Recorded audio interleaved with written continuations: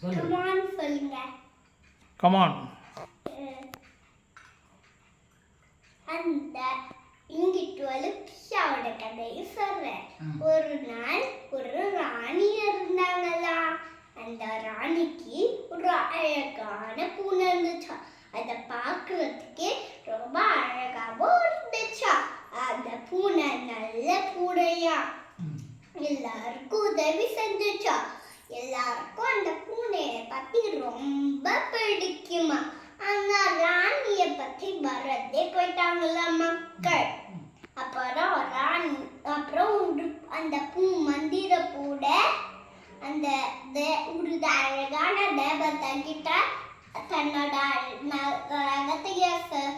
ரகசியத்தை சொல்றதுக்காக அது ஒரு நாங்க போடுச்சோம். அப்புறம் அதுக்காக தான் அந்த ராணி ஒரு குழந்தைய பெத்தெடுத்தாங்களாம். அப்புறம் குழந்தை பூனை படுத்தாதான் குழந்தை தூங்குமா. அப்புறம் ஆட்கள் வந்தாங்களா. அப்புறம் குழந்தை பக்கத்துல படுத்திருந்த பூனை காணுமா. அப்புறம் அது உடனே அப்புறம் எல்லா ராணியும் ராஜாவும் பூனைய உடனே தேடி கொண்டு வாங்க அப்படின்னு சொன்னாங்களா. எல்லாரும் தேடி தேடி பார்த்தாங்களா. ஆனா பூனை ஓடி போயிடுச்சான். அப்புறம் இங்கிட்டு ஒரு பெரிய பொண்ணா வளர்ந்து அவ தோடு குத்தினாங்களா. தோடு குத்தின உடனே அவர் அப்பா ஒரு தங்க பந்தை கொடுத்தாங்களா. அவ விளையாடிக்கிட்டே இருந்தாளா. அப்புறம் அவளோட பந்தை மேல தூக்கி போட்ட போது ஒரு செடிக்கு வேலை விழுந்துருச்சு.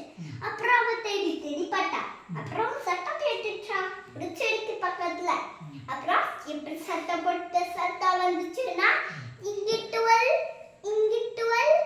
நீ என்ன வந்துட்டியா? நான் கிஷா, உன்னோட சகோதரி. ஆனா நீ என்ன சகோதரின்னு கேட்டா. நான் எப்பவுமே உன்னோட கட்டில்ல தான் படுப்பேன். அப்புறம் ஏன் போனன்னு பிரின்சஸ் கேட்டா. அப்புறம் இங்கிட்டு பதில் சொல்ல முடியாதே. அப்புறம் கிஷா மறுபடியும் ஓடி போயிட்டா. அப்புறம் அவ எல்லாருமே கூட்டிக்கிட்டு அரசனையும் ராணியையும் கூட்டிக்கிட்டு அந்த ராஜகுமாரி வந்தாளா, இளவரசி வந்தாளா. அப்புறம் எல்லாரும் ஒரு மரத்துல தூங்கிட்டாங்களா. அப்புறம் இங்கிட்டு ஒரு சின்ன குட்டி பூதங்களையும் ஒரு தேவதைகளையும் பார்க்கறதுக்காக காட்டுக்குள்ள போயிட்டாளா. அப்புறம் ஒரு பெரிய பயங்கரமான ராட்சசனை பார்த்தாளா. அவ ரொம்பவே பயந்து போயிட்டாங்கிட்டு. அப்புறம் நான் ஒரு மனுஷனை தேடிக்கிட்டு இருந்தேன் அப்படின்னா அந்த ராட்சசன் சொன்னாலாம், உனக்கு உன்னோட உயிர் வேணும்னா நீ என் கூட சைலண்டா வா அப்படின்னு சொன்னானா அந்த ராட்சசன். அப்புறம் இங்கிட்டு மெதுவா போய்கிட்டு இருந்தாளா. அப்புறம் அவ இங்கிட்டு ரொம்ப சோர்ந்து போயிட்டாளாம். அப்புறம் அழ ஆரம்பிச்சுட்டாளாம். அப்புறம் சத்தமா அழுதாளாம். இனிமே யார் அழாத வரைக்கும் அவ சத்தமா அழுதாளாம். அப்புறம் அந்த ராட்சசர் திரும்பி பார்த்து சொன்னா, இப்படி சத்தம் போட்டு அழுகிறதுனால நான் அதுக்கு ஒரு தண்டனை கொடுக்குறேன் அப்படின்னு சொல்லிட்டு அவனோட கத்தி எடுத்து அவனோட காலை குத்தினானா. அப்புறம் தங்கத்தாலையும் வெள்ளியாலையும் செஞ்ச ஒரு அழகான கொலுசை பார்த்தானா. அந்த கொலுசை அவனோட பாக்கெட்ல வச்சுக்கிட்டு போயிட்டானா. இங்கிட்டு ரொம்ப அழுதாளா. அப்புறம் சத்தமா அழுதாளா. இங்கிட்டு அப்புறம் கிஷா அங்க வந்தாளா. அவ ஒரு வண்டியில வந்தாளா.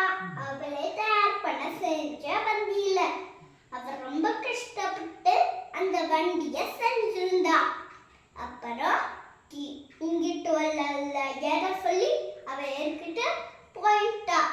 அப்புறம் அவளோட கிஷாவோட கூட்டு செய்யல கிஷா கூட்டிட்டு போனாலாம். அப்புறம் அங்க கிஷாவோட வீடு ரொம்ப அழகா இருந்துச்சா. இங்கிட்டு ரொம்ப அவளோட கிஷாவோட வீடு ரொம்பவே புரிஞ்சு போச்சான். அப்புறம் இங்கிட்டு ஒரு பாலை குடிச்சிட்டு படுத்து தூங்கினாளா. அப்புறம் கிஷா சொன்னுச்சா, நீ இப்ப தூங்கு, நான் இப்பவே போயிட்டு வந்துடுறேன் அப்படின்னு சொல்லிட்டு கிஷா அவ செஞ்ச வண்டியிலேயே போயிட்டாளா.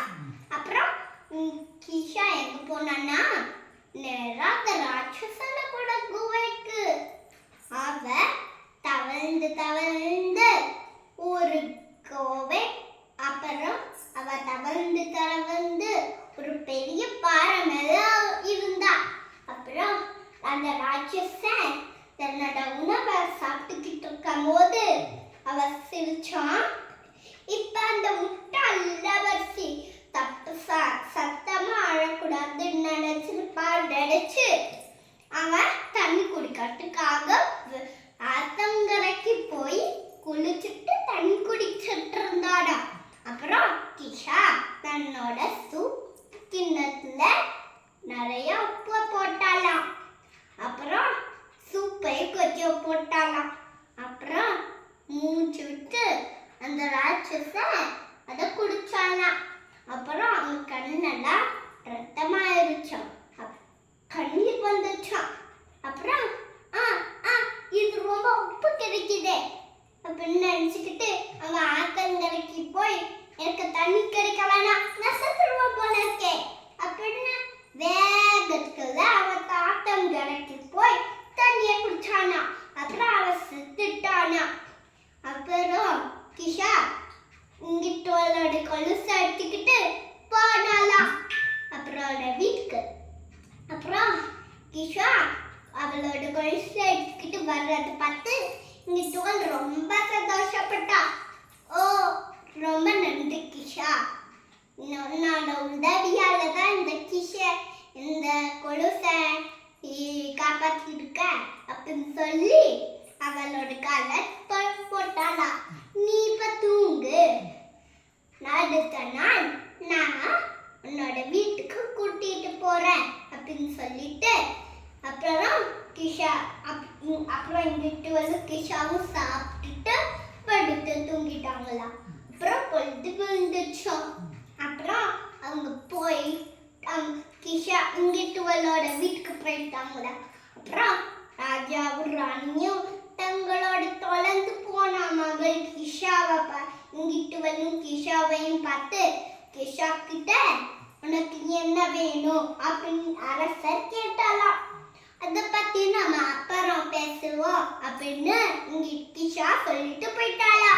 கிஷா தன்னை விட்டு தெரிஞ்சதை பார்த்து இங்கிட்டுவல் ரொம்ப கவலைப்பட்டா. அவ சாப்பிடல, தண்ணி குடிக்கல. அப்புறம் ராஜா நினைச்சாரு, இப்படியே இருந்தா என் மகள் இறந்துருவா, நம்ம பூனை கூட்டிட்டு வரலாமா அப்படின்னு ராணி கேட்டா. இல்ல, திருமணம் தான் அப்படின்னு சொல்லிட்டு ராஜா ராணி அப்புறம் ராணி அரசர் சொன்னதை ஒத்துக்கிட்டு அவங்க எல்லா அழகான இளவரசர்களையும் நிறுத்த சொன்னாராம். அப்புறம் எல்லா இளவரசர்களும் நின்றுக்கிட்டு இருந்தாங்களா. அப்புறம் இங்கிட்டு வலிக்கிட்ட ஒரு அழகான இளவரசனை தேர்ந்தெடு அப்படின்னு சொன்னாலாம். இங்கிட்டு வந்து எல்லா இளவரசையும் பார்த்து அவன் ஒரு மூத்த இளவரசனை கல்யாணம் பண்ணிக்கிட்டான். அதுவும் அழகான மீசை இல்லாத இளவரசனை. அப்புறம் கல்யாணம் முடிஞ்சதுக்கு அப்புறம் கிஷா மறுபடியும் வந்தா. இப்பனா இளவரசியோட கட்டளை படுக்கிறதுக்கு நீங்க அனுமதி புடுறீங்களா அப்படின்னு கேட்டா. அப்ப சரி, நீ இங்கிட்டுவலோட கட்டளை படுத்துக்கலாம் அப்படின்னு சொன்னாலாம். அப்புறம் இங்கிட்டுவலும் கிஷாவும் படுத்து தூங்கிட்டாங்களா. அப்புறம் பொழுது வச்சதுக்கு அப்புறம் இங்கிட்டுவல் படுத்திருந்தா அந்த பூனை காணோம். அவ பூனை இல்ல, ஒரு ரொம்ப அழகான ஒரு இளவரசி. நான் ஒரு தேவதையால சபிக்கப்பட்டேன் அப்படின்னு அவ சொன்னாலாம். அப்படின்னு அந்த அழகான இளவரசி சொன்னாலாம்.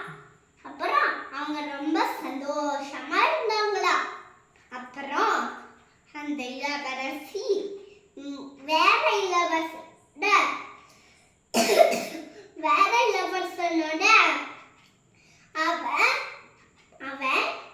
அவன் அந்த இளவரசி வேற இளவரசன் கூட அவளோட வேற ராஜ்யத்துக்கு போயிட்டாலாம்.